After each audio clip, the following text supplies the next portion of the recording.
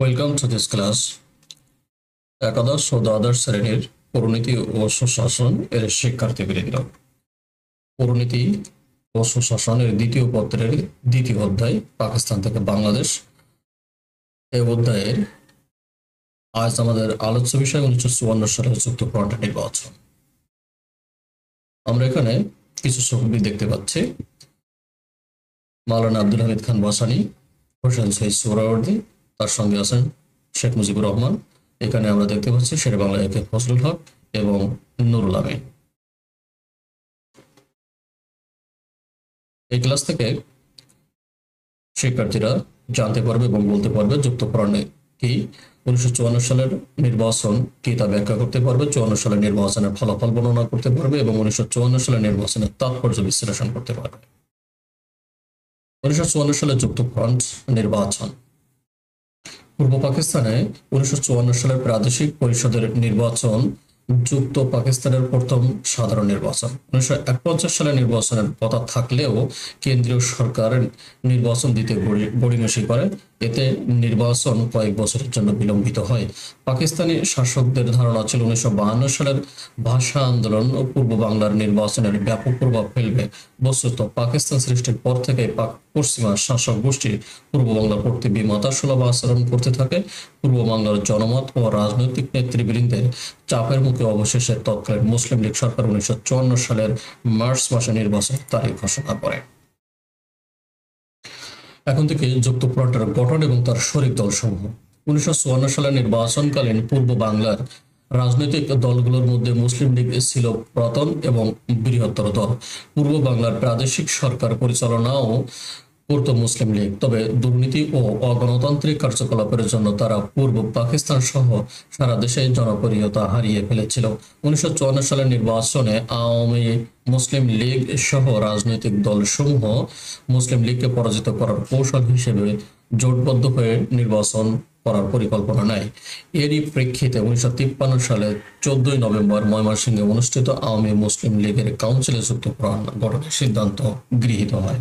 তাহলে যুক্তফ্রন্টটি গঠিত হয় 1953 সালে 14 নভেম্বর। এই তথ্যটা মনে রাখতে হবে। যুক্তফ্রন্টে মূলত 4টি রাজনৈতিক দলের সমন্বয়ে গঠিত হয়, যথা মাওলানা আব্দুল হামিদ খান ভাসানীর নেতৃত্বাধীন আওয়ামী মুসলিম লীগ তথা বর্তমান আওয়ামী লীগ, শেরে বাংলা একে ফজলুল হকের নেতৃত্বে কৃষক শ্রমিক পার্টি, মাওলানা আতাহার আলী এর নেতৃত্বে নিজামী ইসলামী পার্টি এবং হাজী দানেশ এর নেতৃত্বে বামপন্থী গণতান্ত্রিক।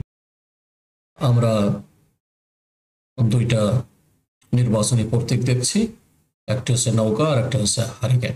একটা হচ্ছে আওয়ামী মুসলিম লীগ আর একটা হচ্ছে মুসলিম লীগ। আওয়ামী মুসলিম লীগের নির্বাচনী কর্মসূচির 42 দফার প্রধান দাবি নিয়ে যুক্তফ্রন্টের 21 দফার নির্বাচনী ইশতেহার ঘোষণা করা হয়।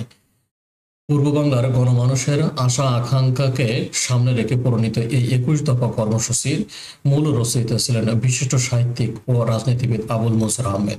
দফাগুলো সংক্ষেপে এখানে বলা হলো। 1 নম্বরে, বাংলাকে পাকিস্তানের অন্যতম রাষ্ট্রভাষা করতে হবে।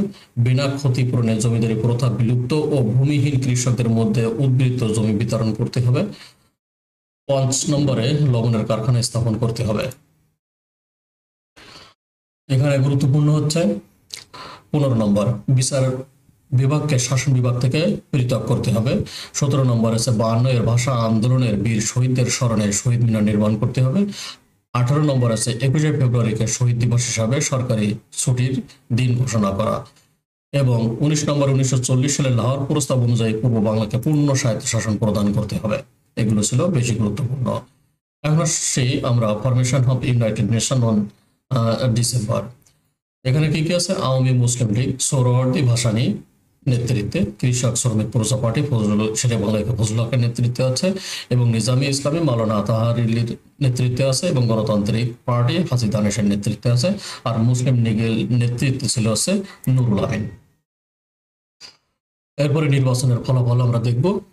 1954 সালের 8 মার্চের নির্বাচন ছিল পূর্ব পাকিস্তানের অবাধ ও সার্বজনীন ভোটাধিকারের ভিত্তিতে অনুষ্ঠিত প্রথম প্রাদেশিক নির্বাচন।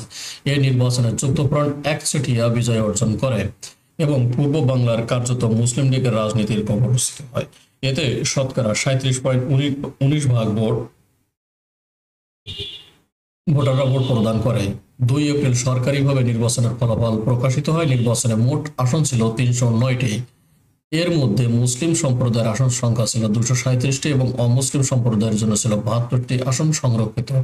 নির্বাচনের ফলাফলটি যদি আমরা চার্টের মাধ্যমে দেখি তাহলে আমরা দেখব মুসলিম আসন ছিল 237টি, এর ভিতরে যুক্তফ্রন্ট পায় হচ্ছে 223টি, মুসলিম লীগ পায় 9টি, নির্দলীয় থাকে 4টি এবং খেলাফতে রব্বানি পায় 1টি। অমুসলিম 72টি আসনের মধ্যে যুক্তফ্রন্ট পায় 13টি, তফসিলি ফেডারেশন পায় 27টি, কংগ্রেস পায় 24টি এবং অন্যান্য ক্ষুদ্র ক্ষুদ্র দল এই মোট 309টি আসন। এর ভিতরে তাহলে যুক্তফ্রন্ট 223টি এবং এখানে পাই হচ্ছে মাত্র 13টি। তো এই 13 আর 223 মিলে হয় হচ্ছে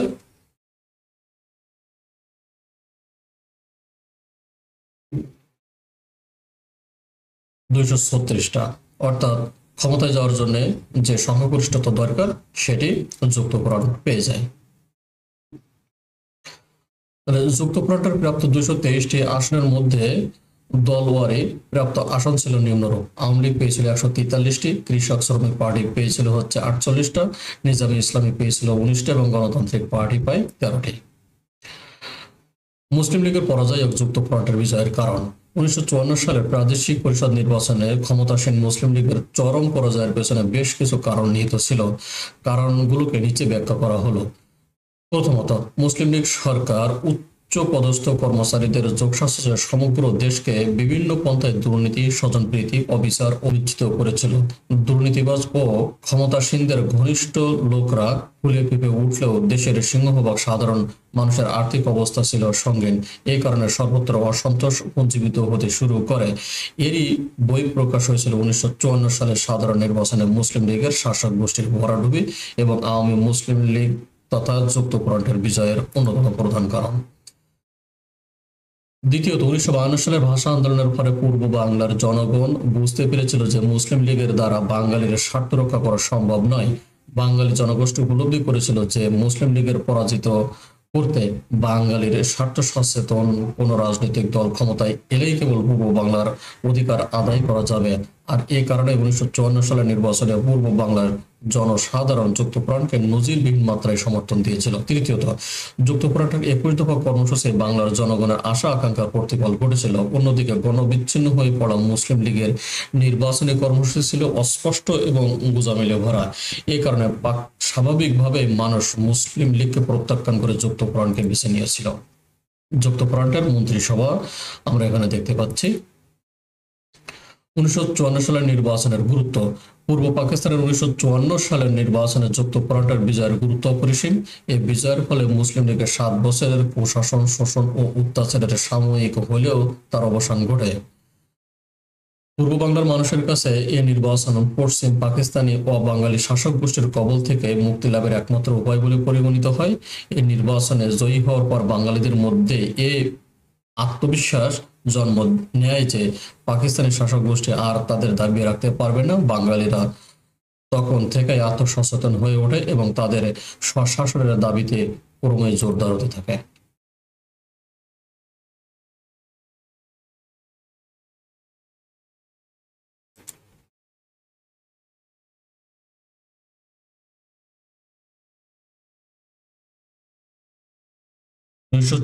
সালের যুক্তফ্রন্ট নির্বাচনের পরে যুক্তফ্রন্ট সরকার গঠন করে 31 মার্চ 1954 সালে। এই সরকারের মুখ্যমন্ত্রী হিসাবে দায়িত্ব পালন করেন শেরেবাংলা একে ফজলুল হক। আমরা এখানে দেখতে পাচ্ছি যে সরকার গঠিত হয়েছিল, সেই সরকারের দায়িত্বপ্রাপ্ত মন্ত্রী দল এবং তাদের দপ্তর বন্টন। দেখছি শেরেবাংলা একে ফজলুল হক মুখ্যমন্ত্রী হিসাবে ছিলেন কৃষক শ্রমিক পার্টির এবং তিনি মুখ্যমন্ত্রী ও আইনমন্ত্রী হিসাবে দায়িত্ব পালন করেছিলেন। হোসেন শহীদ সোহরাওয়ার্দী আওয়ামী মুসলিম লীগ থেকে বাণিজ্য ও শিল্প মন্ত্রণালয়ে দায়িত্ব পালন করেছিলেন। শেখ মুজিবুর রহমান আওয়ামী মুসলিম লীগ থেকে কৃষি ও বন মন্ত্রণালয়ে দায়িত্ব পালন করেছিলেন। আবুল হাশিম কৃষক শ্রমিক পার্টি, শ্রম ও সমাজ কল্যাণ মন্ত্রণালয়। আতাহার আলী খান নিজামী ইসলামী পার্টি থেকে শিক্ষা ও ধর্ম মন্ত্রণালয়, মোহাম্মদ ইউসুফ আলী চৌধুরী আওয়ামী মুসলিম লীগ থেকে স্বরাষ্ট্র মন্ত্রণালয়, আব্দুল মালেক কৃষক শ্রমিক পার্টি যোগাযোগ ও রেলওয়ে মন্ত্রণালয়, আব্দুল করিম নিজামী ইসলামী পার্টি স্থানীয় সরকার ও পৌর প্রশাসন, আব্দুল গফুর গণতান্ত্রিক দল স্বাস্থ্য ও জনস্বাস্থ্য প্রকৌশল, আব্দুল মতিন আওয়ামী মুসলিম লীগ খাদ্য ও সরবরাহ মন্ত্রণালয়ের দায়িত্ব পালন করেছিলেন। সরকারের কর্মকাণ্ড ও সাফল্য, যদিও সময় ছিল খুবই অল্প, তবুও যুক্তফ্রন্ট সরকার কয়েকটি গুরুত্বপূর্ণ পদক্ষেপ নিয়েছিল। আইন প্রণয়ন করে, প্রশাসনিক দুর্নীতি কমানোর উদ্যোগ গ্রহণ করে, শিক্ষার উন্নয়নে বাজেট বাড়ানো হয়, সরকারি চাকরিতে পূর্ব বাংলার প্রতিনিধিত্ব বাড়ানোর প্রচেষ্টা করা হয়। সরকার দায়িত্ব গ্রহণের পরে এই সরকার খুব বেশি সময় স্থায়ী হতে পারে নাই। 30 মে 1954 সালে যুক্তফ্রন্ট সরকার স্থায়ী হতে পারে নাই। কেন্দ্রীয় সরকার শীঘ্রই প্রাদেশিক সরকারের কর্মকাণ্ডে হস্তক্ষেপ করে।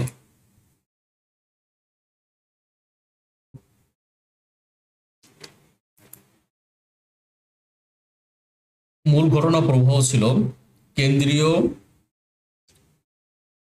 সরকারের প্রধানমন্ত্রী মোহাম্মদ আলী বগরা ও গভর্নর জেনারেল গোলাম মোহাম্মদের সঙ্গে শের বাংলা একে ফজলুল হকের মতবিরোধ দেখা দেয়।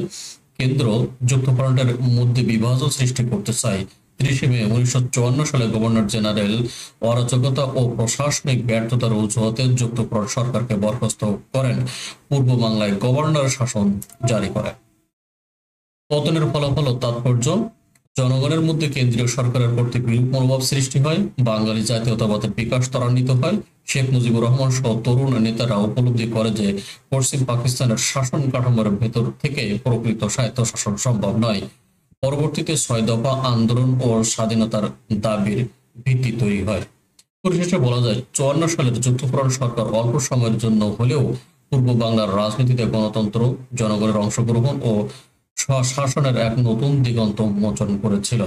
যদিও কেন্দ্রীয় শাসকের স্বৈরাচারী মনোভাবের কারণে তা ভেঙে দেওয়া হয়, কিন্তু এই সরকারই ছিল বাংলাদেশের মুক্তির আন্দোলনের বীজ রোপণকারী এক ঐতিহাসিক অধ্যায়।